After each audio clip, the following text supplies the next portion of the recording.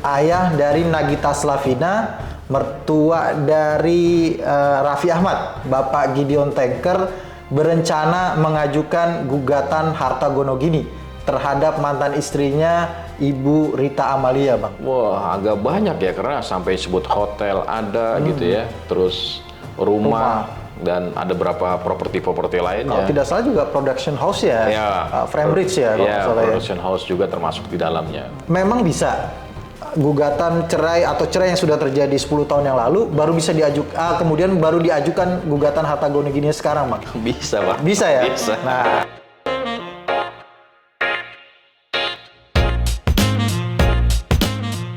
Assalamualaikum warahmatullahi wabarakatuh. Kembali lagi di YouTube channel Halo Pengacara.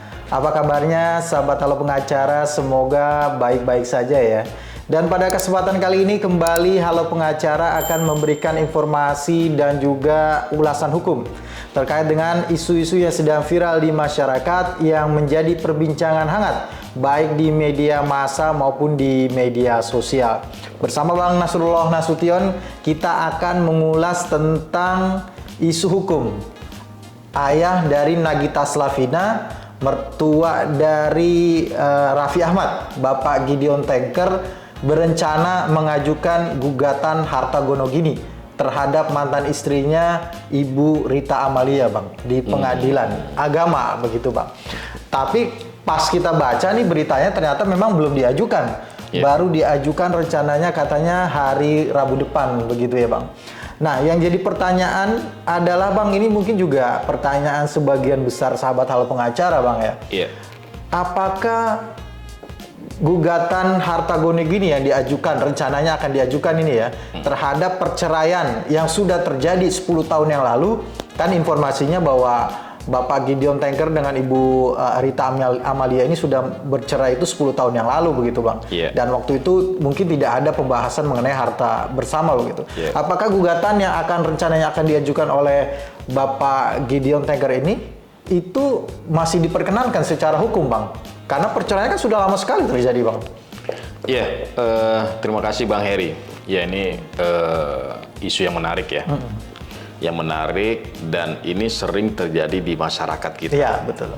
Terlepas dari ini yang kita tarik adalah public figure gitu ya, orang tuanya public figure, tapi emang ini sering menjadi persoalan di masyarakat kita terkait dengan masalah pembagian harta bersama.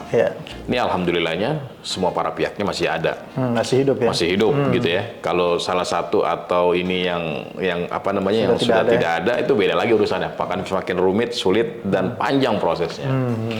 Jadi kalau dari pemberitaan media itu yang menarik adalah ini belum diajukan, masih dalam proses untuk menyelesaikan secara kekeluargaan. Kelihatan gitu, Bang. Jadi kalau dari berita media yang kita dapatkan, ada keinginan menyelesaikan ini secara kekeluargaan. Dan dia menyatakan, Pak Gideon ini bilang, kalau dia mencatat semua itu, ya, mencatat aset-aset yang selama pernikahan mereka itu ada dan mereka dapatkan. Terlepas dari siapa nanti yang memperolehnya, tapi itu sudah ada catatannya. Artinya yang dicatat itu adalah aset yang diperoleh selama pernikahan. Betul, Bang. Yang berdasarkan informasi ada berapa, Bang, aset yang? Wah, agak banyak ya, karena sampai sebut hotel ada gitu ya, terus rumah dan ada berapa properti lainnya. Kalau tidak salah juga production house ya, Framebridge ya, kalau salah ya. Production house juga termasuk di dalamnya. Tapi yang menarik ini adalah ternyata ya setelah berpisah itu nggak selesai sampai di situ, harus diselesaikan secara tuntas gitu ya. Artinya kalau kita lihat sejauh memang selama aset itu belum ingin dipindah tangan, kan memang tidak jadi masalah. Tapi kalau ingin dipindah tangankan, entah dengan cara apapun, pasti butuh persetujuan dari pasangan sebelumnya. Iya, ini kan kalau yang aset tetap lah, katakanlah rumah begitu ya, kemudian hotel. Katakanlah rumah ini kan tidak ada, mungkin tidak masuk dalam penghasilan kecuali disewakan begitu ya.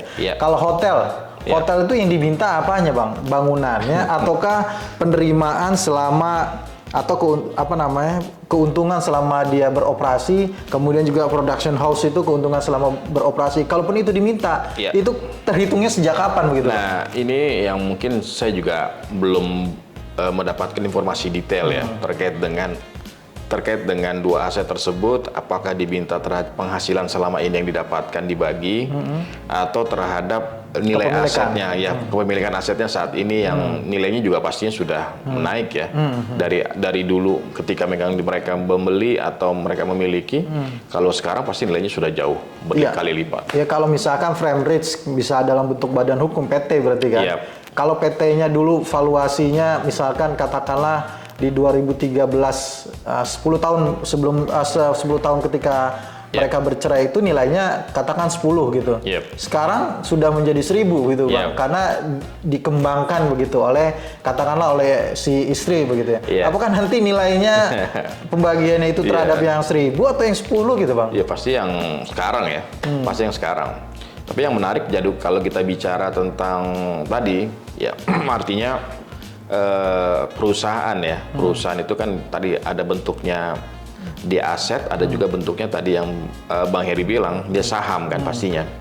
Dalam akte pendiriannya pasti akan dijelaskan siapa-siapa saja pemilik sahamnya kan gitu ya. Nah, kepemilikan saham itu juga akan punya pengaruh nantinya terhadap bagaimana proses pengalihannya dan pembagiannya gitu Bang. Iya. Ini jadi pertanyaan Bang, kenapa sih harus diajukan gugatan ke pengadilan? Memangnya tidak bisa diselesaikan secara kekeluargaan? Kalau saya baca dari pemberitaan media, proses kekeluargaan itu sudah berulang kali. Dia mungkin didudukan atau diupayakan untuk diselesaikan. Namun memang belum menemukan titik temu gitu ya. Bukan gagal tapi belum ada titik temu. Mungkin masih ada tarik ulur dan seterusnya. Terus yang kedua, ya upaya ini ke pengadilan adalah untuk mencari keadilan kan tadi kan gitu ya. Untuk mencarikan kepastian hukum dan hal-hal yang berkaitan dengan apa yang menjadi hak dan kewajiban masing-masing para pihak. Nah, yang menarik adalah ketika nanti kan orang berbicara apakah 50-50 Bang? Nah, ini juga bicaranya porsi nih. Karena kalau kita bicaranya kompilasi hukum Islam misalkan begitu ya, sebagai contoh saja ya.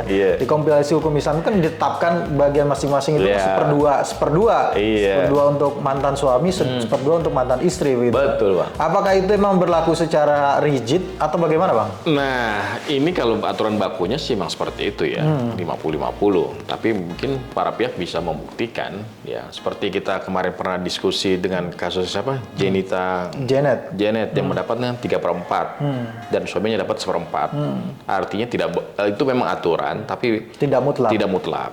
Artinya bisa dibuktikan siapa dan bagaimana perolehannya dan caranya seperti apa. Ya, kalau tidak salah juga SNH pernah menangani perkara bahwa itu bisa diselesaikan melalui jalur mediasi, jalur musyawarah dan persentasinya tidak 50-50 gitu Bang. Ya, tapi ada bagian yang lebih besar gitu ya buat 65-35 Pak. 65-35 ya. 65-35 ya, itu tergantung kepada kesepakatan artinya Bang. Dan pertanyaannya nih Bang, kembali memang bisa gugatan cerai atau cerai yang sudah terjadi 10 tahun yang lalu baru bisa diajukan kemudian baru diajukan gugatan harta gono gini sekarang Bang? Bisa Bang. Bisa ya? Bisa. Nah, bisa ya sama pengacara. Jadi jika memang masih ada hal terkait dengan harta bersama yang belum diselesaikan, masih bisa diselesaikan begitu bisa. Kita pernah nangani perkara malah ini lebih unik ya. Gugat cerai selesai visa, dia entah kemana keberadaannya tidak ketahuan gitu ya. Tahu-tahu setelah 20 tahun ya, suaminya datang lagi untuk gugat harta bersama. Sedangkan ibunya ini potang-panting selama 20 tahun ini memenuhi kehidupan mereka. Tapi memang mereka ada satu rumah yang mereka tinggali bersama dulunya. Ya tentunya di dalam rumah itu udah ada renovasi, udah ada perbaikan. Ada usaha dari istri yang merawat aset itu kan? Betul. Dan akhirnya juga kalau tidak salah pembagiannya juga tidak 50-50. Iya, sesuai porsinya yang saat ini terjadi gitu ya, saat ini berlaku gitu. Ya mungkin itu yang bisa kita sampaikan pada kesempatan kali ini ya Bang Nasrul ya. Dan kita akan kembali update apabila nanti muncul gugatan ya, muncul gugatan dari Bapak Gideon ini ya. Terima kasih telah menyaksikan video ini sampai dengan selesai. Jangan lupa terus dukung Halo Pengacara dengan memberikan like, komen, dan juga jangan lupa subscribe YouTube channel Halo Pengacara. Dan jangan lupa nyalakan lonceng supaya terus mendapatkan update dari Halo Pengacara terkait dengan ulasan-ulasan hukum yang terhadap isu-isu yang sedang viral di masyarakat. Sekali lagi terima kasih. Salam Halo Pengacara. Assalamualaikum warahmatullahi wabarakatuh. Waalaikumsalam warahmatullahi wabarakatuh.